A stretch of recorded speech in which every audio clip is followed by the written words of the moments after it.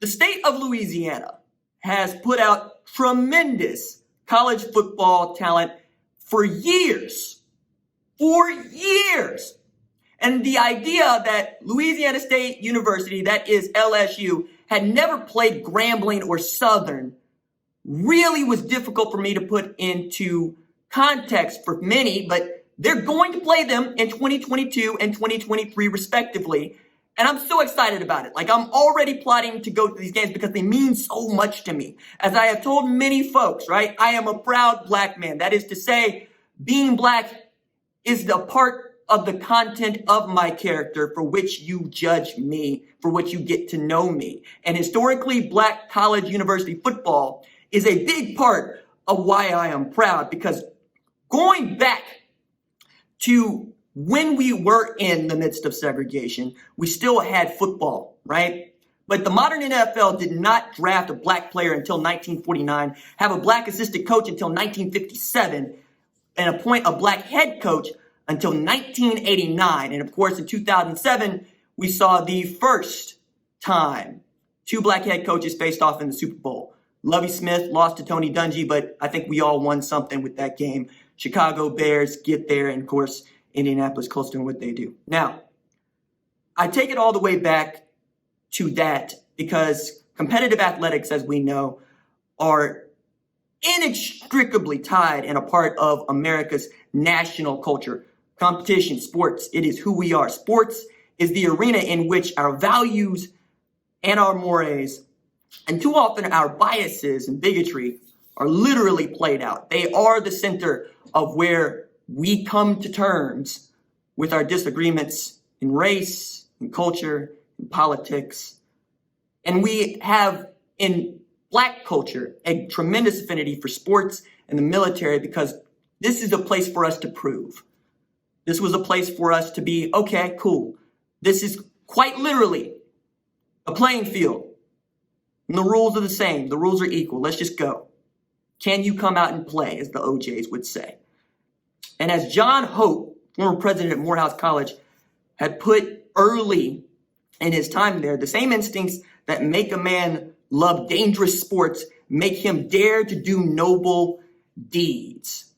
And taking it back to W.E.B. Du Bois, who wrote in the NAACP's The Crisis, it is the race-conscious black man cooperating together in his own institutions and movements who will eventually emancipate black folks.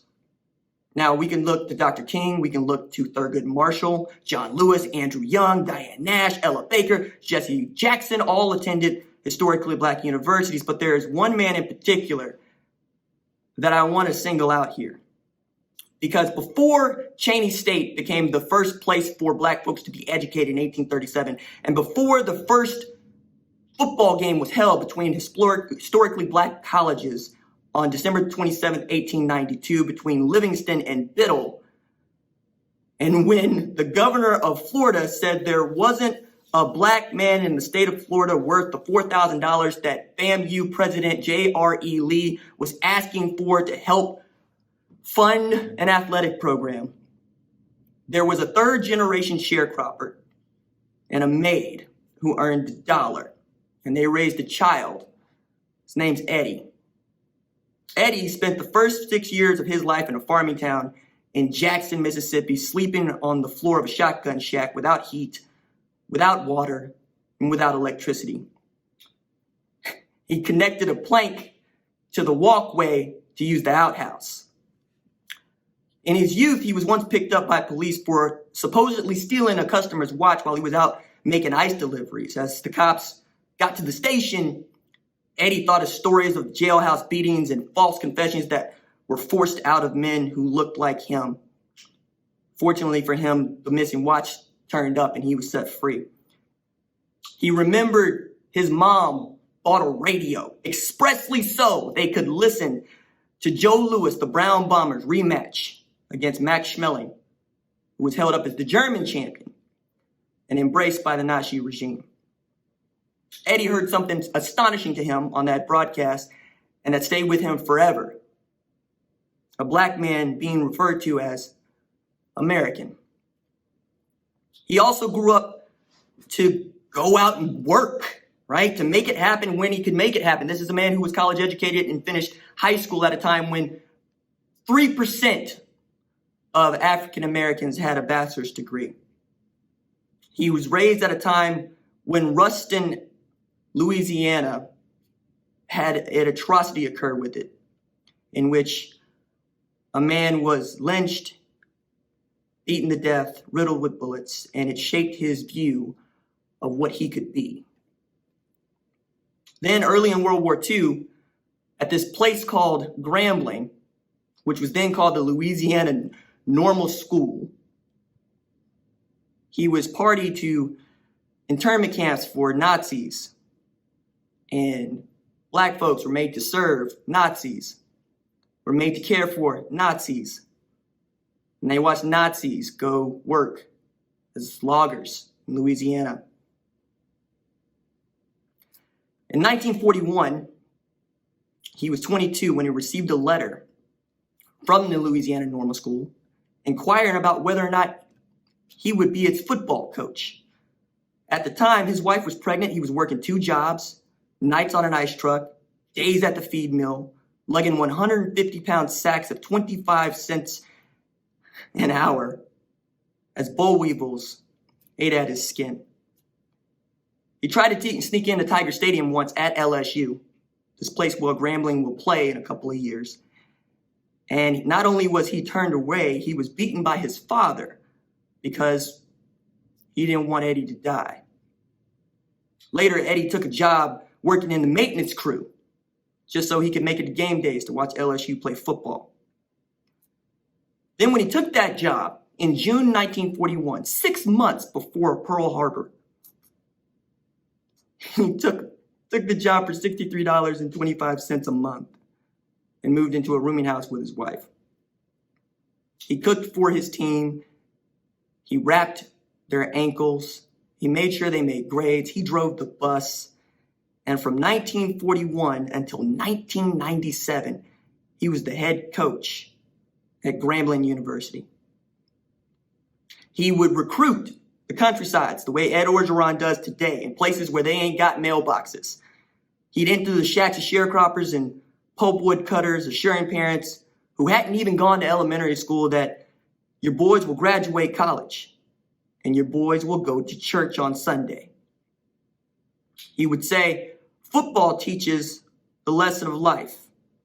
It cultivates in the athlete the ability to pay the price. No struggle, no strength, no fight, no fortitude, no crisis, no courage, no suffering, no sympathy, no pain, no patience. As word spread that Eddie Robinson was the head coach at Grambling, and Grambling went undefeated and unscored upon in 1942, not only was he recruiting players, players were trying to recruit him.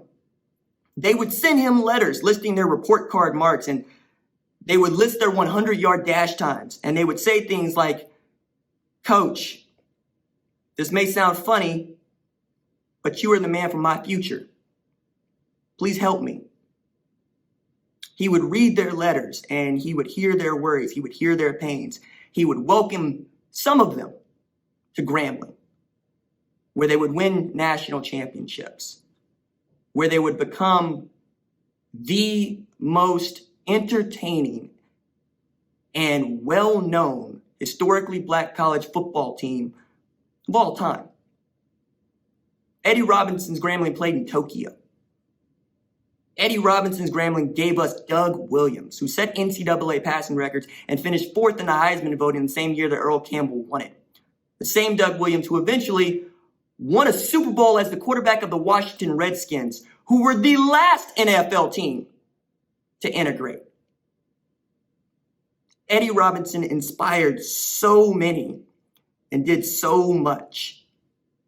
And I am so proud to know that Grambling finally is going to get to do what Eddie Robinson always wanted to do: play at LSU.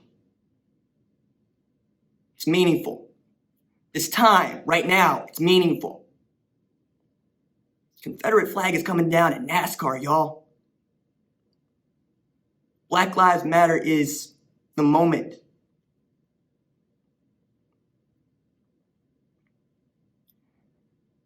Hold each other. Remember this. Remember this time. All right, we come back. Let's talk about the 6-week plan.